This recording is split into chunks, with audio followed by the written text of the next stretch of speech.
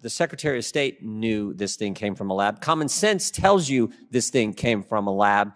And frankly, even the guys who called us names knew it came from a lab because we have their emails. I now recognize Mr. Jordan from Ohio for 5 minutes. Thank you, Mr. Chairman. Mr. Ratcliffe, I think Dr. McCormick was on to the right question. It seems to me the fundamental question is why? Why did they lie to us?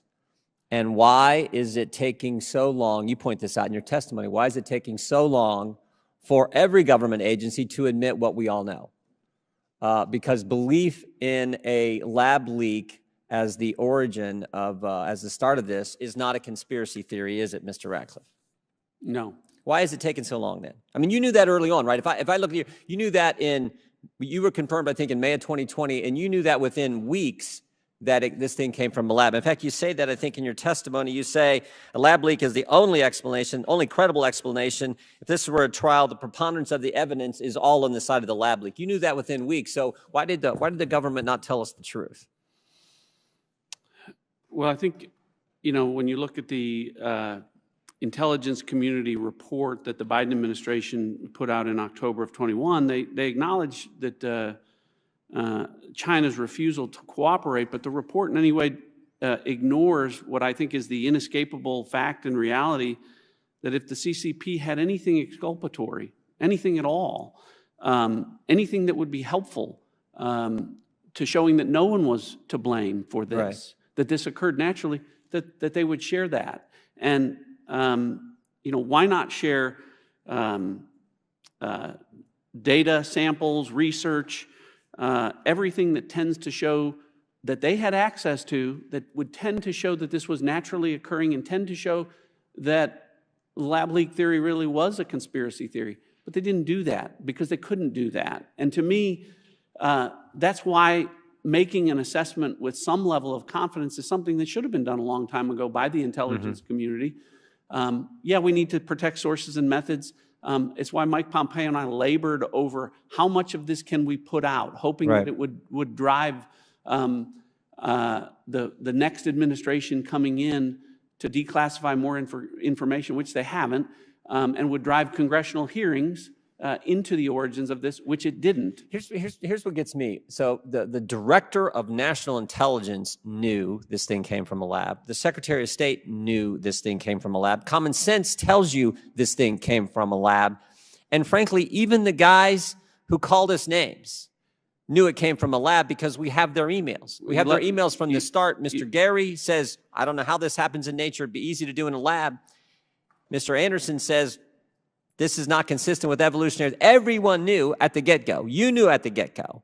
And yet, they tell us just the opposite. Why? Well, you left out the top public health official, a virologist, Dr. Redfield. Dr. Redfield knew.